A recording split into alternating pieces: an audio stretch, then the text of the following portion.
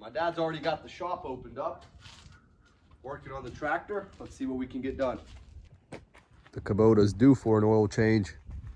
Getting some new oil in it, swapping the filters, making sure she stays running.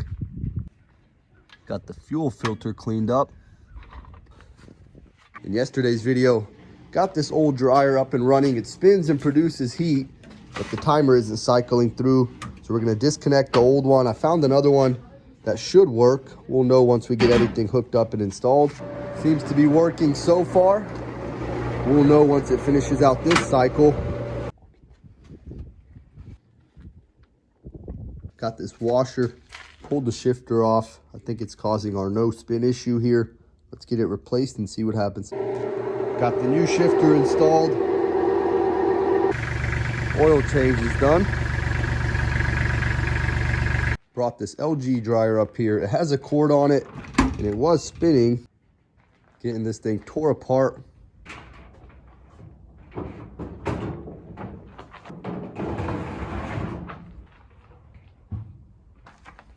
Hardly any usage in here. Motor seems to be spinning freely. It is pretty hot to the touch. I'm not sure if that's causing the issue or it could be an electronic problem. Spinning to the backside. Pulled this power control board out of its housing to see if there's any major issues. I don't see anything that stands out. I'm gonna fire this thing on with all the guts removed. In order to do that, I had to bypass this child lock with a piece of tape. Put that block in there to bypass the sensor for the belt tensioner and got all the wires hooked back up. Let's run some power through it and see what happens.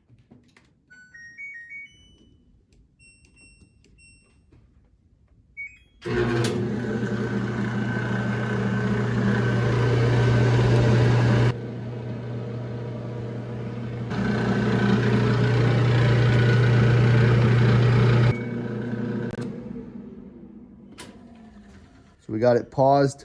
Now let's try to fire it back on. And that's what it's doing.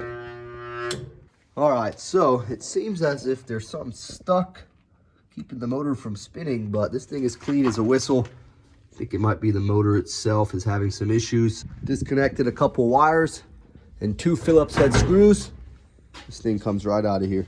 Got the motor brought outside, started tearing it apart, removed the belt tensioner in order to access this piece of plastic that all the wires connect to. You got different tabs that touch depending if the motor's getting power or not. And it looks like those top 2 there are starting to char. You can see some melted metal, but if they get stuck together, you'll have issues. Before I do anything with the original motor, I brought a couple different ones out here and we might have got lucky. This one seems to have the same connection, same base, and I think it'll work. So let's get it cleaned up and installed.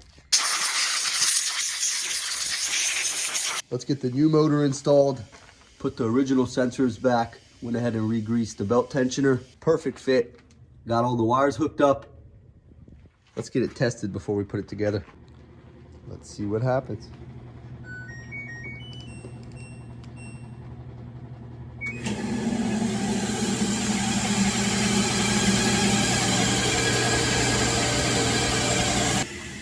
We're gonna pause it, see if it starts up again. I'm gonna go through, re-grease the wheels, and start putting it back together. Before we get the front end installed, I'm gonna give it another quick test.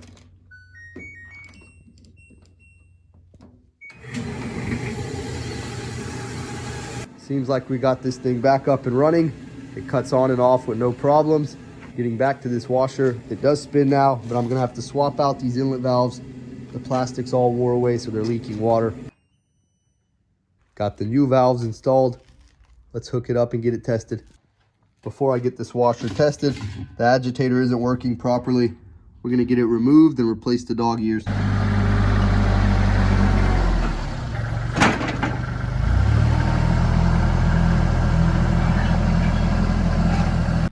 Well, I got the agitator off, but it came at a cost. Broke the head of the bolt. Now we got to figure out how to get the rest of it out of here. I decided to start off by drilling a hole down the center of the bolt. Let's see if that'll help us get it out of there. I think I made it worse. Now we have two broken bolts, one inside the other. I started off by drilling that hole down the center and tried using another bolt to get it out, but I ended up breaking it, of course. On that note, we're gonna call it in the shop for tonight. Let's get the dogs fed. We'll be back out here tomorrow.